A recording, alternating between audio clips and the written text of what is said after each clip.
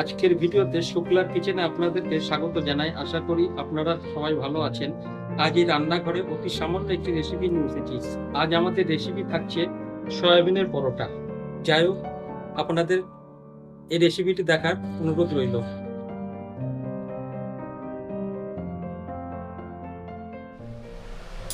উপকরণ থাকছে হলুদ, কালো জিরে ফোড়নের জন্য, হিং ফোড়নের জন্য, নিচি জিরে, ভাজা জিরে গুঁড়ো, আর হচ্ছে গরম মশলা গুঁড়ো, লবণ, আর এখানে আদা লঙ্কা পেস্ট করা আছে। এটা সয়াবিনটাকে কিমা করে নিয়েছি, আলু সিদ্ধ করে নিয়েছি। এবার কিমাটা তৈরি করে নেব। আর কড়াই গরম হয়ে গেছে, এবার সর্ষের তেল দিব।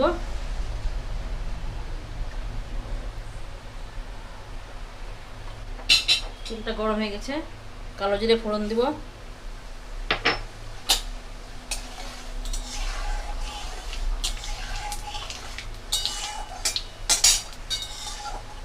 কালো জিরে ভেজে নিয়ে এবার একটু হিং দিয়ে দিলাম, 1 চামচ মতো হিং দিলাম। হিংটা দিয়ে নাড়াচাড়া করে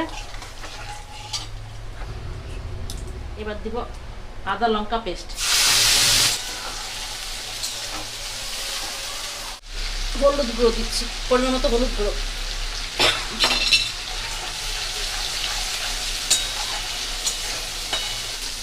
এবার সয়াবিনের কিমাটা দিয়ে দিব।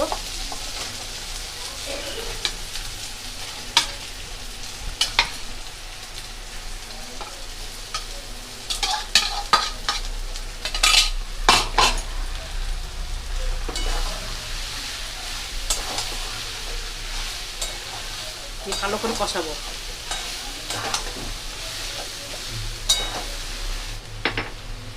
দিয়ে দিচ্ছি পরিমাণ মতো লবণ,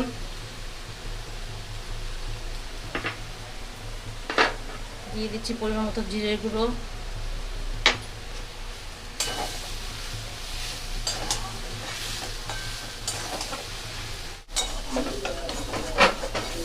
সয়াবিনটা কষানো হয়ে গেছে। এবার আলু সিদ্ধটা দিয়ে আরো একটু কষাবো।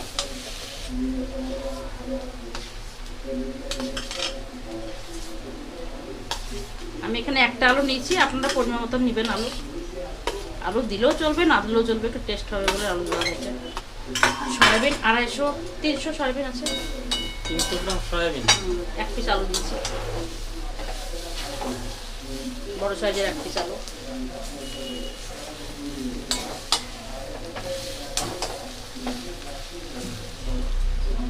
গরম মশলা দিয়ে দিব, দিয়ে নামিয়ে নিব। আমাদের পুর তৈরি।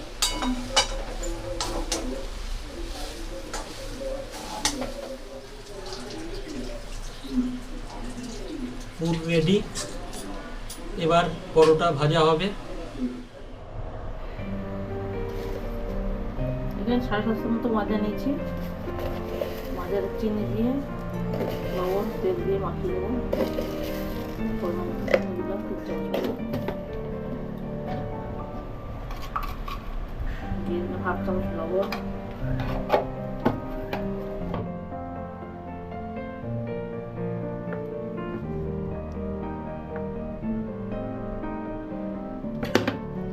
ভালো করে মাখিয়ে নিই, তারপর মাজা নামাবো।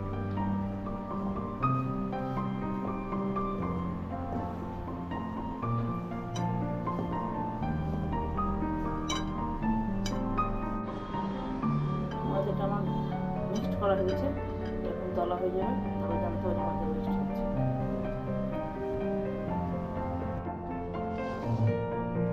মাজাটা মেখে নিচ্ছি, তেল মাখিয়ে রেখে রেস্ট রেখে দিই।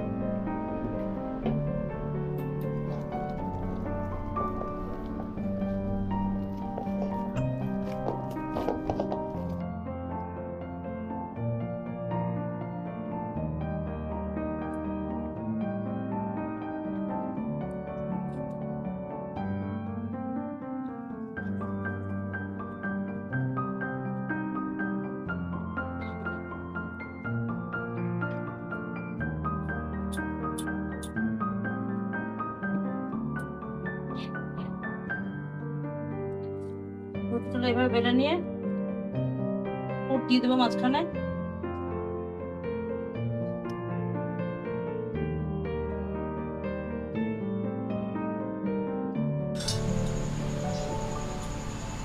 এরকম 4 ভাঁজ করে নিয়ে আবার একটু আলতো হাতে বেলে নেব।